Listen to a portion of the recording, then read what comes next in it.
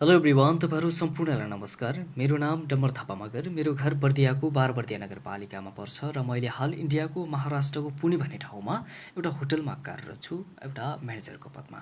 र म यतातिर कार्यरत रहेको 1 वर्षै हुन आँट्यो र अहिले हामी कोरोनाको कहरै कहरबाट गुजिरहेका छौँ। यो हामी कोरोनाको कहरै कहरबाट गुज्रिने क्रममा हामीले आफूलाई स्वस्थ राखौँ, लकडाउनको नियमलाई पालना गरौँ, सामाजिक दूरीलाई कायम गरौँ र अति आवश्यक काम परे मात्रै घरबाट बाहिर निस्क्यौँ, म यताबाट यही भन्न चाहन्छु। र आज कोरोना सम्बन्धित केही प्रश्नहरू मलाई सोधिएको छ र मलाई उत्तर दिने यो अवसर प्रदान गर्नुहुने तपाईँहरू सम्पूर्णप्रति धेरै धेरै आभार प्रकट गर्न चाहेँ र मलाई सोधिएका प्रश्नहरूको म यताबाट उत्तर दिन चाहन्छु। तपाईँ काम गर्ने ठाउँमा कोरोना सङ्क्रमण फैलिन नदिन कस्ता उपायहरू अपनाइएका छन्? तपाईँले कस्ता सावधानीहरू अपनाइरहनु भएको छ? शारीरिक दूरी कायम गर्ने नियमलाई कतिको पालना गर्नुभएको छ भनेर सोधिएको छ। अब अहिले इन्डियामा मार्च 22 तारिकदेखि पूर्ण रूपमा लकडाउन सुरु भएको थियो। हामी अहिले दोस्रो चरणको लकडाउनमा छौँ। मार्च 22 तारिकदेखि 14 अप्रिलसम्म पहिलो चरणको लकडाउन सुरु भएको थियो 21 दिनको, र त्यसपछि अप्रिल 14 देखि मे 3 तारिकसम्मको यो हामी दोस्रो चरणको लकडाउनमा छौँ। र यतातिर यो लकडाउनको बेला कुनै पनि अब बिजनेसहरू सुचारू छैनन्, सबै बिजनेसहरू बन्द छन्। जस्तो अनलाइन बिजनेसहरू भए, होटल लाइनहरू भए, अफिसका कामहरू भए, यी सम्पूर्ण कामहरू यति बेला बन्द छन्। यो बन्द भएका कारणले गर्दा काममा जानु परेको छैन र घरभित्रै बसिरहेका छौँ हामी पनि लकडाउनको नियमलाई पालना गरेर। त्यसै गरी सोध्नुभएको छ तपाईँले कस्तो सावधानीहरू अपनाइरहनु भएको छ भनेर सोध्नुभएको छ। अब काममा जानु परेको छैन, तसर्थ हामी सेफ छौँ, लकडाउनको नियमलाई पालना गरेर घरभित्रै बसिरहेका छौँ र अति आवश्यक काम परेपछि मात्रै बाहिर निस्किन्छौँ। जस्तो साबुन स्याम्पूहरू सकियो भने त्यो लिन जानु पऱ्यो, सागसब्जीहरू लिन जानु पऱ्यो, त्यस्तो अवस्थामा घर बाहिर निस्किन्छौँ। र निस्किने क्रममा हामी मास्क लगाउँछौँ, ग्लोभ्स लगाउँछौँ र जान्छौँ। त्यो सामान लिएर आइसकेपछि त्यो सामानहरूलाई पनि सेनिटाइज गर्छौँ, होइन। अनि त्यसपछि आफूलाई सेनिटाइज गर्छौँ, होइन। अनि नुहाइधुवाइ गर्छौँ। हामीले त्यसरी आफ्नो ख्याल गर्ने गरिरहेका छौँ। शारीरिक दूरी कायम गर्ने नियमलाई कतिको पालना गर्नुभएको छ भनेर सोध्नुभएको छ। सबैभन्दा धेरै केसेसहरू अहिले इन्डियामा समथिङ अघिसम्मको अपडेट हेर्ने भने 29,974 जनामा अहिलेसम्मको टोटल केसेस 29,974 जना, र रिकभर त्यसमा पनि 7,027 जना भइसकेका छन्। र सबैभन्दा बढी केसेसहरू महाराष्ट्रमा, यो स्टेटमा पाइएको छ 8,590। तसर्थ पनि महाराष्ट्रमा एकदमै कडा गरिएको छ। र यतातिर सब्जीहरूका पसलहरू त्यसै गरी किराना पसलहरू 12 बजेदेखि 2 बजेसम्म मात्रै खोल्न पाइन्छ। त्यो समयमा पनि भिडभाड गर्न पाइन्न। एउटा 1 मिटरको दूरी बनाइदिएको छ, यस्तो त्यहाँ उभिने बनाइदिएको छ। त्यही उभिएर सामानहरू किन्नुपर्ने हुन्छ र त्यसरी किनिरहेका छौँ र त्यसरी सामाजिक दूरी यतातिर पालना गर्नुपर्ने हुन्छ। त्यसै गरी लेख्नुभएको छ, फेरि सोध्नुभएको छ तपाईँको डिमान्ड लेटर र त्यहाँको कानुनअनुसार तपाईँले कस्तो स्वास्थ्य सेवा पाउने अधिकार छ, त्यस्तो सुविधा पनि पाउनुभएको छ भनेर सोध्नुभएको छ। अब इन्डियामा त्यस्तो सुविधाहरू त छैन, होइन। कि त्यस्तो कुनै लेटर हुँदैन कि हामीले यो सुविधा पाउनुपर्छ, स्वास्थ्य सुविधा पाउनुपर्छ भनेर कुनै लेखिएको लेटर हुँदैन, तसर्थ डिमान्ड लेटर हुँदैन, तसर्थ त्यस्तो कुनै सुविधाहरू पाइएको छैन। कोरोना सङ्क्रमणपछि तपाईँ रहनुभएको क्षेत्रमा रोजगारीमा कस्तो अवसर परेको छ भनेर भन्नुभएको छ। अब रोजगारीमा असर त परेको छ, लकडाउनले सबै बन्द छ। बन्द भएका कारणले कुनै पनि अब त्यस्तो खोलिएको छैन, होइन। अब काम गर्न पाएका छैनौँ। हुन त सबैभन्दा ठुलो कामभन्दा पनि यति बेला आफूलाई सुरक्षित राख्नु हो, होइन। त्यसै गरी सोध्नुभएको छ नेपाली श्रमिकहरूको अवस्था कस्तो छ, काम रोकिएको अवस्था छ भने खाने व्यवस्था कसरी गरिएको छ, नेपाली श्रमिकहरूलाई नि जस्तै समान व्यवहार गरिएको छ त भनेर सोध्नुभएको छ। समान व्यवहार नै छ, त्यस्तो कुनै गाली गलौज गरिरहेका छैनन्, कुनै धाकधक्का गरिएको छैन, होइन। सामान्य व्यवहार नै गरिएको छ। अब हामीलाई चाहिँ होटलले सम्पूर्ण व्यवस्था मिलाएको छ। जस्तो खाने बस्ने व्यवस्था सम्पूर्ण होटलले नै गरेको छ।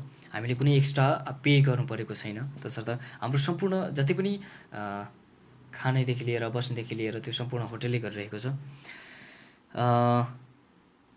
नेपाली श्रमिकहरूको अवस्था कस्तो छ भनेर भन्नुभएको छ। अब यहाँको अवस्था अब त्यस्तो मलाई डिपली त थाहा भएन, तर केही नजिकका साथी भाइहरूसँग कुराकानी हुन्छ, उहाँहरूले भन्नुहुन्छ कि हामीलाई केही रूपमा राहत चाहिँ पाइएको छ भनेर भन्नुभएको छ होइन। काम नगरे पनि केही रूपमा अब खर्च पानी सामान्य रूपमा हामीले पाइरहेका छौँ भन्ने खबर मैले साथीहरूबाट पाएको थिएँ। नजिककै साथीहरूसँग फोनमा कुराकानी गर्दाखेरि मैले त्यो जानकारी पाएको थिएँ। त्यसै गरी सोध्नुभएको छ, नेपालमा तपाईँको परिवारले कोरोना भाइरस विरुद्धको अवस्थाको सामना कसरी गरिरहेका छन् भनेर सोध्नुभएको छ। अब त्यही हो, उहाँहरू पनि त्रसित हुनुहुन्छ किनकि नेपालमा पनि अहिले दिन प्रतिदिन कोरोनाको सङ्क्रमित केसेसहरू बढिरहेको अवस्था छ। त्यो बढिरहेको अवस्थामा एक त घर परिवारमा के त्रास छ भने यो कोरोना भन्ने कुरो त एकदमै खतरनाक रोग हो। यो लागेपछि त मान्छे बस्दैन र यो लागिसकेपछि त मान्छेलाई च्यापचुप्स मात्रै लाग्छन् अनि त्यसपछि कोरोना भएकै व्यक्तिहरू नजिकै राख्छन्, झन् नलाग्यो कोरोना पनि झन् लाग्छ होइन।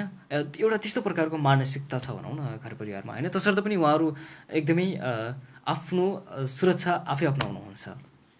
लकडाउनको अवस्थालाई नियम पालना गरेर बस्नुभएको छ।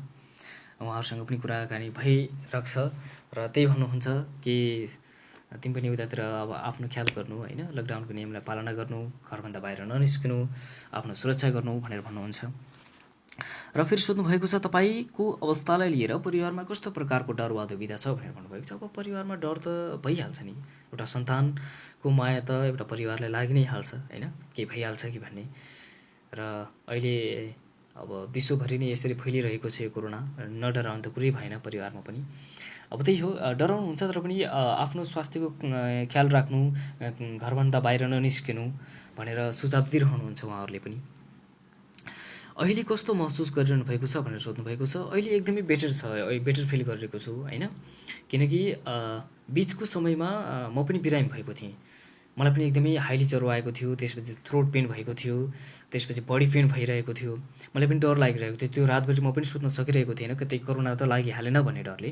पछि भोलिपल्ट गएर चेकअप गराउँदाखेरि त्यो त एउटा सामान्य हुने रहेछ, त्यो मौसम चेन्ज हुँदाखेरि लाग्ने एउटा फ्लू जस्तो रहेछ। र पछि दबाई खाएर त्यसको 2-3 दिनमै म ठिक भएँ र अहिले बेटर फिल गरिरहेको छु। यो समयमा तपाईँको मनमा के कस्ता विचारहरू खेलिरहन्छन् भनेर भन्नुभएको छ।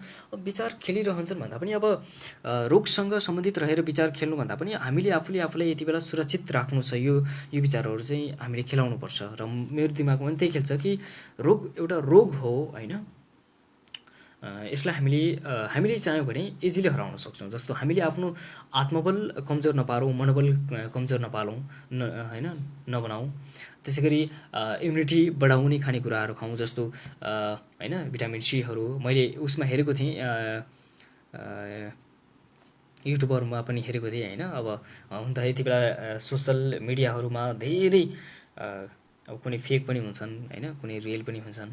अब त्यस्तै अब उहाँ लेखिएको थियो कि इम्युनिटी बढाउने कुराहरू हामीले खानुपर्छ भनेर लेखिएको थियो। तसर्थ मैले पनि अब इम्युनिटी बढाउने कुरामा जोड दिइरहेको छु होइन, त्यस्ता खानेकुराहरू लिएर खाइरहेको छु, म त्यतातिर गइरहेको छु अहिले।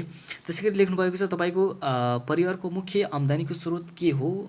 तपाईँको परिवारमा तपाईँ मात्र कमाउने सदस्य हो? नेपालमा कुनै व्यापार वा त्यस्तो केहीमा लगानी गर्नुभएको छ भनेर सोध्नुभएको छ।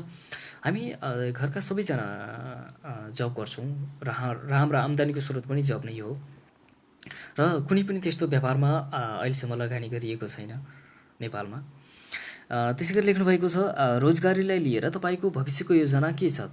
के तपाईँलाई अब स्वदेशमै फर्किनु अनिवार्य भइसकेको जस्तो लाग्छ? नेपाल फर्किए कुनै व्यवसाय गर्ने योजना बनाउनु भएको छ भने कस्तो व्यवसाय गर्ने सोच्नु भएको छ भनेर सोध्नुभएको छ। अब आफ्नो देशमा रोजगारको अवस्था यदि त्यस्तो राम्रो भइदिएको भए कुनै पनि व्यक्ति बाहिर जानै चाहन्न नि होइन। अब आफ्नो देशमा रोजगारको त्यो अवस्था चाहिँ एकदमै न्यून छ होइन। र मेरो पनि सोच हो अब नेपालमै आएर केही गर्नुपर्छ भन्ने सोच हो र त्यही अनुसार मैले यहाँ स्टडी पनि गरिरहेको छु र केही योजना पनि बनाइरहेको छु कि अब गइसकेपछि नेपालमा केही गर्नुपर्छ भन्ने हिसाबले म अगाडि बढिरहेको छु र योजना बनाइरहेको छु। र अब त्यही त हो, सबैभन्दा ठुलो समस्या भनेको हामीलाई बजेटमा परिदिन्छ, आर्थिक समस्या परिदिन्छ होइन। त्यो भएका कारणले गर्दा बनाइएका योजनाहरू पनि कहिलेकाहीँ विफलहरू भइदिन्छन् होइन। त्यही हो, अब मेरो पनि योजना त्यही हो कि नेपालमा आएर केही गर्नुपर्छ र